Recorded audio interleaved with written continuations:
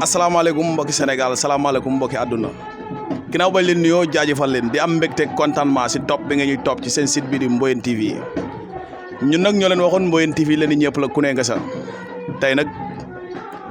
ki ngeen jàkkaarloo nii yaakaar naa kenn doole la ko présenté xanaa du ñu def lu dul rek jox ko mu nuyoo. bismillahi rahmaani rahim ginnaaw bu ñu sant yàlla julli si Yonent bi di sant suñu ñaari waajur bu baax di sant suñu fans club bi yëpp góor ak jigéen mag ak ndaw di sant waa Mboyeen bu baax a baax di sant waa Bambey plus particulièrement la commune de Thiakhar fi nga xamante ni foofu laa jógee ñëw fii nii di nuyu ñëpp nga xamante ni ñu ngi may jàppale bu baax a baax yaakaar naa ñu ngi nekk benn jeune leader xam nga di yëngu si làmb vraiment si daan suñu doole tamit xamul nag lan la ñuy fekki vraiment ñu ngi nuyu ñëpp daal di rafetlu bu baax a baax émission bu baax a baax. waaw Adjuma Lawbe ginnaaw ba nga nuyoo mbokki internet yi lay seetaan kan mooy Adjuma Lawbe. waaw Adjuma Lawbe da xam nga benn xale la xam nga nekk si waar wi di daan dooleem donte am na ñu fi fekk tamit mais yàlla dafa def que ni làmb suñu yëf la parce que depuis ñu nekk xale la ba léegi mu yàgg a nekk suñu rêve ñu yàgg ko topp te depuis loolu tamit yàlla mu ngi suturaal bu baax a baax donte amuñu si lu ni gaañ tamit mais nag sant yàlla bu baax a baax quoi xam nga nekk si waar wi daan suñu doole comme ñëpp looloo waral Adjuma Lawbe quoi. Adjuma Lawbe fan la juddoo. Adjuma Lawbe Mboyeen la juddoo man xam nga ne ku ma gis sax xam ne Mboyeen laa juddoo sa biir séeréer rek waaw. waaw ñu gis Adjuma Lawbe amoon combat Korité balaa ñu dugg si émission bi préparation combat nu mu demoo. waaw préparation combat xam nga yaakaar naa même si ku demoo si combat sax xam nga ne combat dafa metti trop sa préparation combat mais nag lépp lu metti rek am na lu koy fanga muy la muy gëm-gëm parce que làmb nekk la nga xamante ni bu amul gëm-gëm rek doo sori parce que metti na trop sax làmb moom metti na trop mais am na lu ko gën a metti parce que boo demee xam nga soo xoolee Bango dafa metti trop tax pourtant te boo waxee gars yi dañ leen lay wax góor fit lu metti lu yomb amul te pourtant xam ñoo xam ne mu baax ngeen dafa metti mais leen ko may seen gëm-gëm moo waral bëggul sax xam nit ñi Bango dafa metti mais bu dafa metti loolu gëm-gëm la si ñun si ñoom quoi léegi nag gëm-gëm boobu raison pour laquelle vraiment parce que lamb bu nekk la nga xamante nii ne xam nga respecter sa adversaire rek essentiel bi mooy loolu. mais ki nga amoon maanaam ki nga amoon muy dimbale ñëpp doon ko coow ñii naan xeexkat la ñii naan bërekat la ñii naan waru doon ci jën combat boobu loolu maanaam wax jooju noo ko doon dundee. non c'est que xam nga lamb moom daa moo baaxoo wax yow mii sax tey su ma doon bëri yow nan am nan ne sa waaye am na si lu mu nekk xam nga lamb moom moo baaxoo loolu kenn mënul tee gars yi wax. mais man nag lu waay mun dox tamit damay sëgg rek ree dem te xam ne li nekk si man rek moo ma intéressé mais nekkul li nekk si keneen sama adversaire li nekk si moom loolu moom la concerné ça me concerne nullement pas man li ma intéressé mooy li ma liggéey ak li may indi man loolu ma intéressé parce que nit ñi moom mënu leen tee wax moom moo doon bëre gënn gi sax na ne gënn gi daa taxaw loolu mënul ñàkk moom maanaam c'est que xam nga lam moom moo nekk la nga xamante nii ne gars yi moom seeni preuve la ñuy gis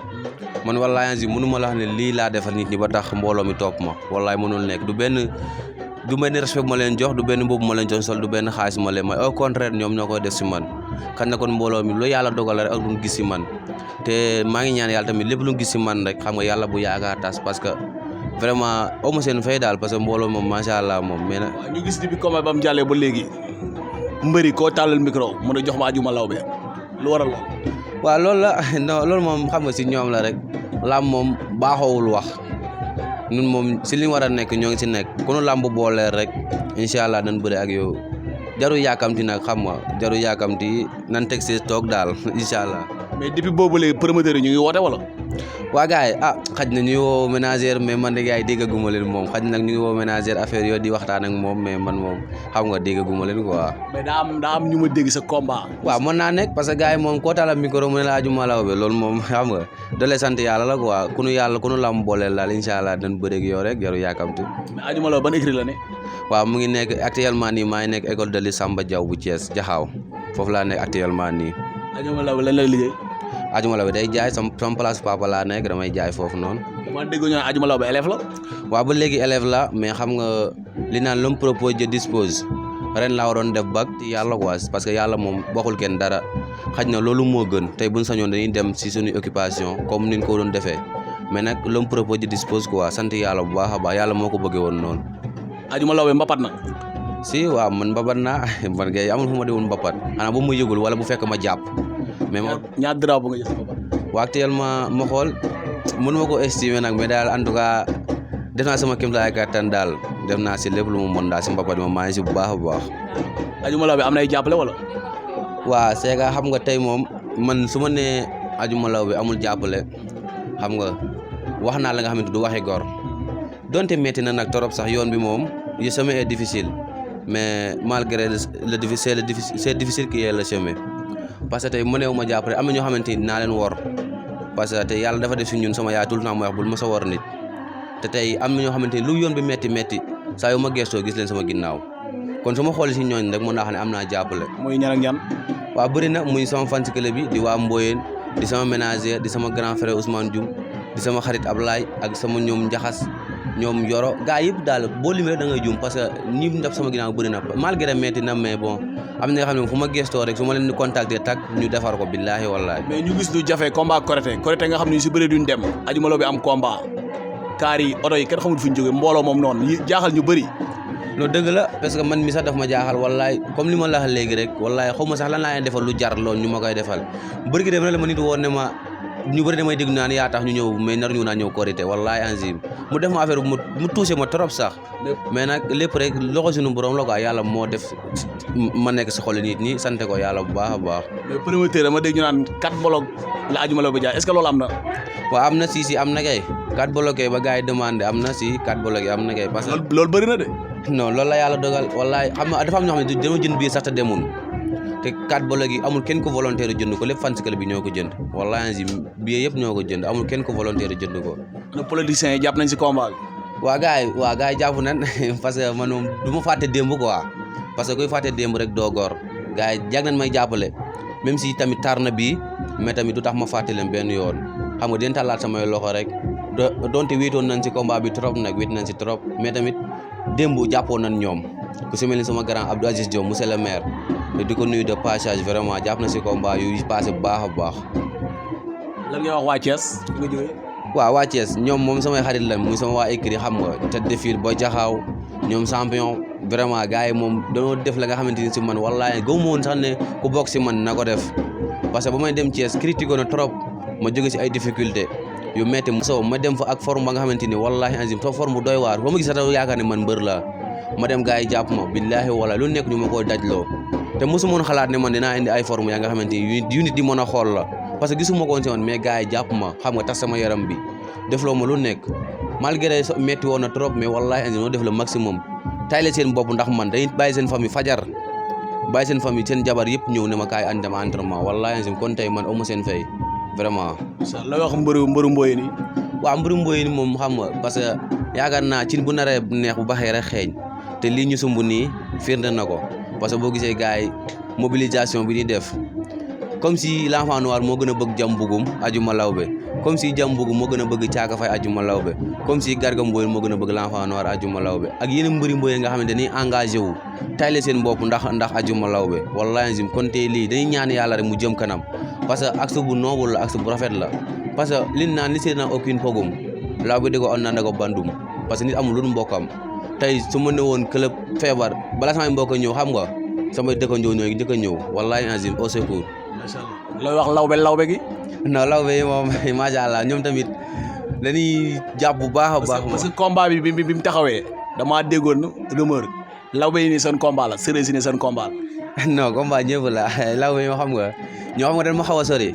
parce que man bu xoolee sama carrière bi yëpp depuis ma nekk xale ba léegi man moom séeréer la ma yàlla def parce que su ma yeewoon tey ni séeréer la ma yàlla def séeréer laa yàgg a doon xam nga ma nekk xale di ànd ak ñoom boo xoolee samay mbokk Lawbe sax xaw ma si ñu bëri wallaahi ansi xaw ma si ñu bëri ndax séeréer yi rek laa doon àndal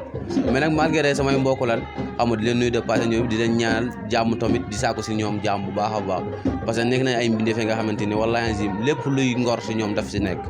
muy vraiment di leen nuyu de passage parce que dañu ma jàppale bu baax a baax vraiment mais nag dafa fekk ma gën a miin séeréer yi quoi. mais lan moo tax ñëpp bëgg a bëre ak Adjuma Lawbe. waaw loolu la yàlla dogal rek c'est que xam nga nit moom bu dara amee rek xam nga te xamoo nu mu demee da nga ko jël nga delloo ko si loxo suñu borom parce que moom mën lépp tey mënoon naa fi def la nga xam ne ñëpp dañuy daw Adjuma Lawbe ma daanoo ba ñëpp di ma daw kon sant yàlla su ma nekkee si carrière ñëpp di ma bëgg a bëre sant yàlla quoi mais tamit jarul xëccoo jarul buuxante surtout asamaan moom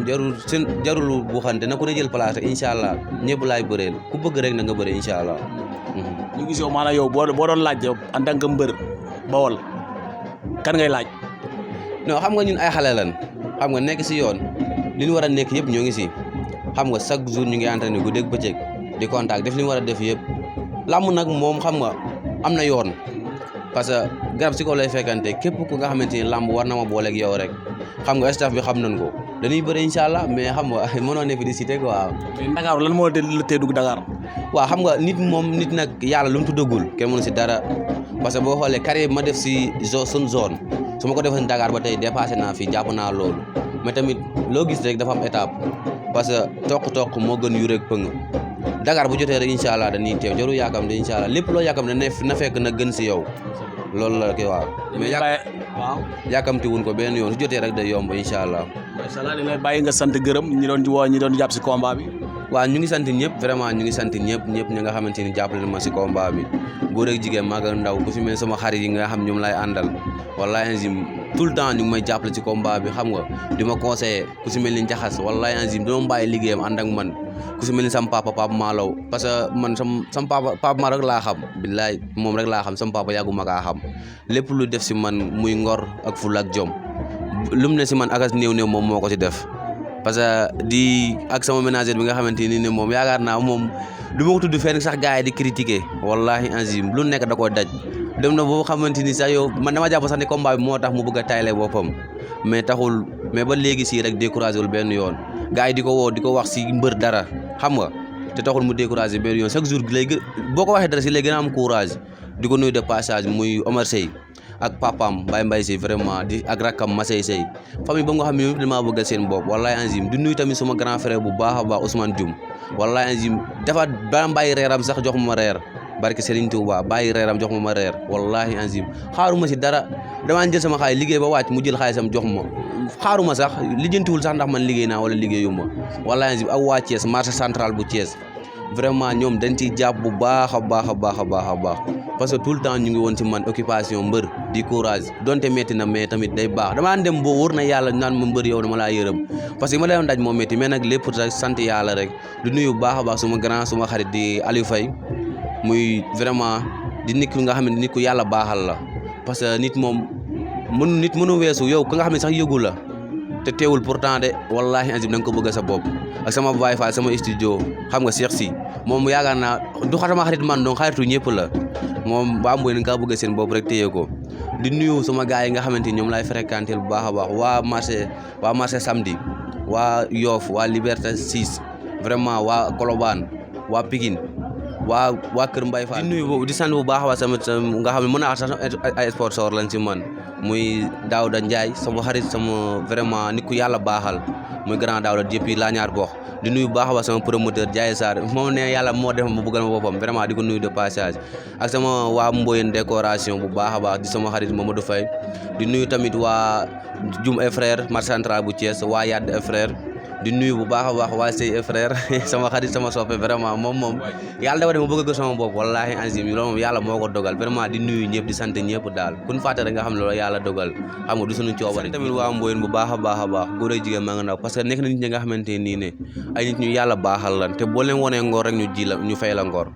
tey gars yi dañuy bàyyi lépp wallahi anzim lépp dañ koy bàyyi jàpp si combat bi xam nga di sant tamit sama yaay bu baax a wax mi maman Awa vraiment aw ma fayam maa ngi koy fàttaliku un jour sax noonu combat maa koy tooñ ne ko ab seex la am si seexu morom mu ne ma yàlla may ndam melo mu ne ma si lu bëri moom vraiment mu nekk la nga xamante nii ne acte waaw muy acte bu rafet loolu macha allah muy lu rafet acte bu ma rafetlu la ma soo demee daal xam nga defal li la war tout le temps damaa nekk ci sax un jour mu woo ma ne ma mbaa xam nga li topp sa ginnaaw wallahi am na audio yoo xam ne ñu ma sax koo déglu ndax sama yaay maanaam mbaa xam nga li nekk sa ginnaaw ma ne ko yaay yàlla baax na mun ma yàlla na yàlla may ndam te pourtant dama jël ay xaalis sama di ko def si garab di ma ko indil mais bii moom daf ma aj quoi waxee mu ne moom seex mënu ma si dara moom ñaana man daal naa la ñaana yàlla may la ndam mu nekk ni nga xam ne yàlla na ko yàlla suturaal xam nga bàyyi ñu si kanamam ban mën a tekki xam nga suturaal ko xam nga jëlee ko si niveau bi mu nekk yóbbu ko si beneen niveau parce que loolu moo nekk suñu rêve parce que làmb nekk na la nga xamante ni suñ lu yàlla xiir la tey ni ñu yàlla xiiree si làmb nag dañ koy sant bu baax parce que tey gënuñu ñi nga xamante nii ne doo jël gont jël seen saak dugal seen paaka dem agressé ji ñi nga xam ne doo gont xam nga dem si jabaru jàmbur wala jël alalu jàmbur gënul leen de yàlla moo leen ko teg te dañ leen ñaanal yàlla mu génne leen si tey ñun yàlla moo ñu xiir si làmb te yàlla xam ne man su ma takkee sama ngeem bii ba ma quitté suñu kër ba ma fay duggaat lu mu bëggale sama yaay ak samay fans club laay wër mais xooluma lu ma fa jëlee moog si àdduna kon tey yàlla si lamb la ñu xiir yàlla na yàlla gën a jàppale suturaal ñu bu baax a baax a baax. gis Adama Lawbe buy génn si këram yëngu yi maanaam dajji oto yi fii loolu lan moo waral loolu. noonu la lépp xam nga lu yàlla def la rek parce que man di nga xamante nii ne lu ma gis mu jaaxal ma rek donte lu ma jaaxal sax yombul mais lu ma gis mu jaaxal ma dama koy delloo si loxo yàlla wallaahi azim du ma si am leen lu ma si wax tey bu ma gisoon gars yi ne tekk tamit bañ a def dara damay xam ne yow la yàlla dogal rek mais tey gars yi bu ñu dee def loolu ak seen xol bu rafet parce que gars yi moom nekk nañ nga xamante ne wallaahi azim kenn mënu estimer seen xol man damay dem ba des fois damay rusa nit damay tase ak moom de jàdd du ma bëgg a tase ak moom ndax su ma tase ak moom du ma ko mën a xool barke Seydina Muhammad au contraire man ma mbër ñëwal ku su mel ni grand Mbagnick Fall Mbagnick Thiawa billaahi wala góor a danoo daj lu nekk seen i force lañuy jël di financé yéndu ba alsi ba ngoon jot seen papa bu ñu ñëwee wallaay du leen wax dara wala lu leen wax dañ koy dékku mais tout le temps dañuy takk seen force yi xam nga dugg fu nekk si àll bi war na Serigne Touba Mbacke suma grand Assane Bane nga xamante ni ne moom yaakaar naa maa ngi koy tooñ bu baax a baax naan ko gars yi ne nga jóg sa bopp sinon gars yi nañ la jógal quoi parce que moom tamit vraiment mention spéciale di sant tamit Ngor Sène nga xamante ni moom làmb sax danoo boolewul wallaay bu tey sama yaay day xam ne kii ngóor la barke Serigne Touba làmb sax boolewul nag moom parce que lu yàgg la